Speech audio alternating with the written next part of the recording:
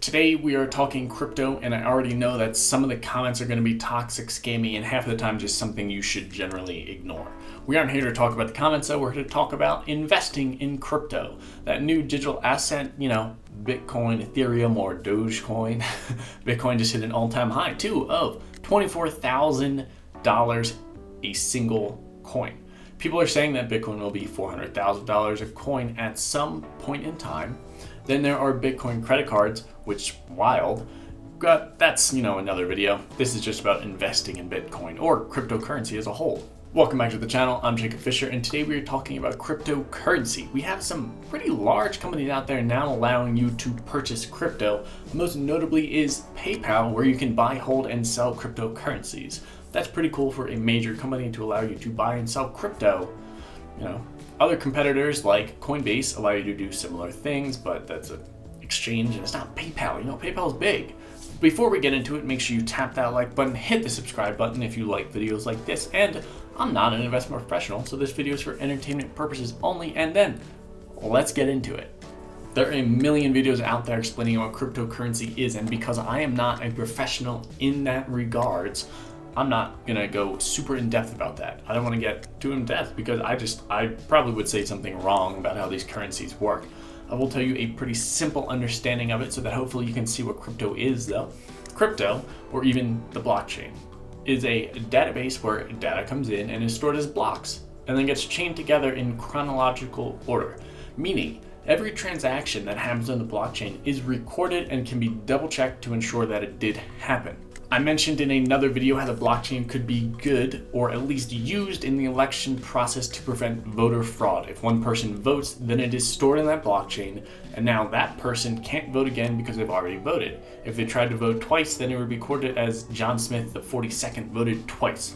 It would get thrown out, or at least one of them would get thrown out.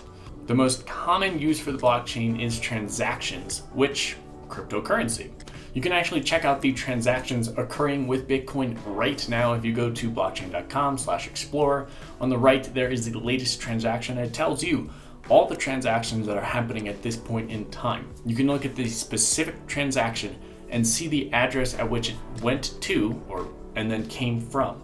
Of course, I have no idea who these addresses belong to, which is part of the secrecy behind crypto and why people think it's for criminals. But you can see the transaction right there, so is it?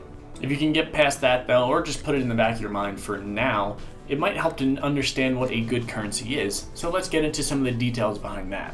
I'll run through them pretty quickly because there are quite a bit. First, we have the capacity so that money is not easily counterfeited.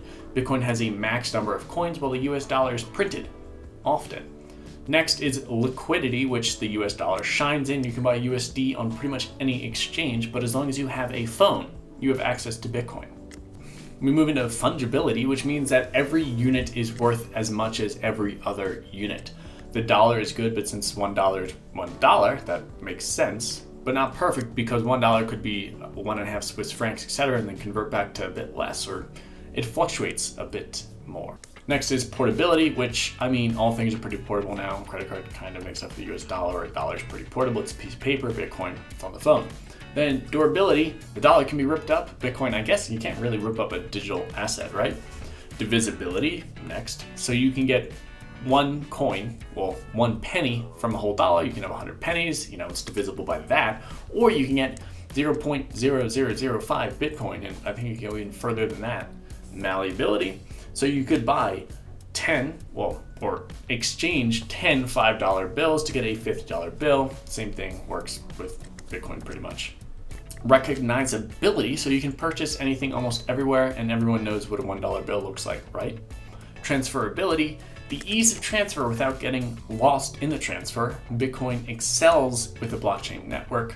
Security, money needs to be secure. You can secure it in a safe, or I guess FDIC in short. Bitcoin you can store in a physical wallet if you want to. Then finally we have incorruptibility.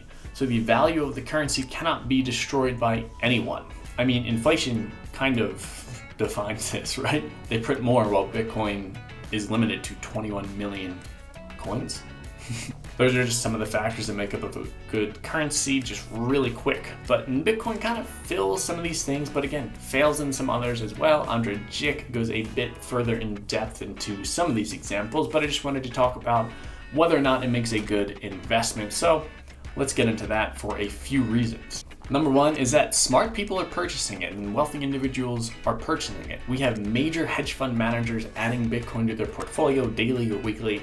I don't know the exact date of the purchases, but I guess you could look up in the Bitcoin ledger.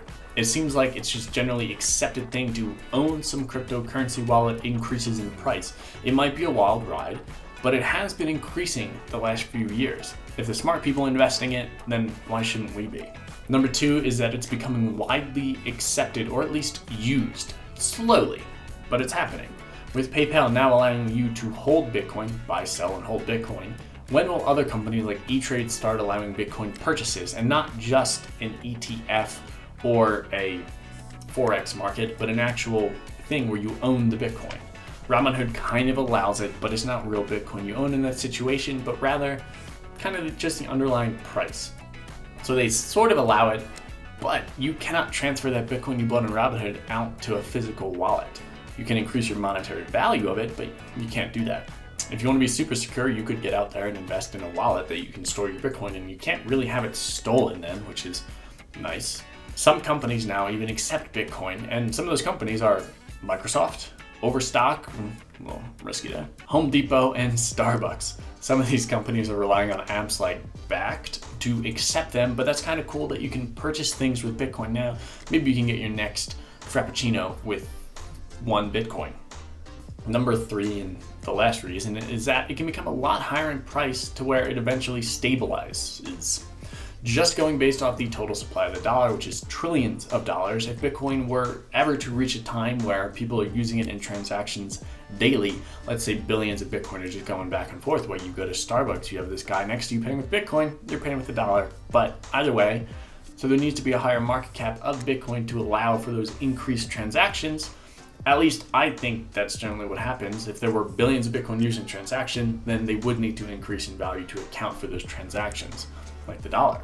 Bitcoin, as with all investments, is risky, and I am definitely not switching most of my money over to it for now. I would rather have most of my money in the stock market that has historical returns while contributing some to Bitcoin and Ethereum, at least personally. I would rather trust the stock market because they have dividends too that I enjoy getting paid out, and other returns, while investing in riskier things such as Bitcoin. It's like investing in NIO or Hyliion rather than Tesla. They aren't proven yet, but one day they might be. You aren't putting your whole portfolio into them though, so why put all of it into Bitcoin? Diversify and you should pretty much be good. Let me know your thoughts in the comments below, and if you have any currencies of your own that you like. I upload videos on Monday, Wednesday, and Friday on travel and finance, so if that sounds like something interesting to you, make sure you hit that subscribe button down there. Thank you so much for watching, and until next time.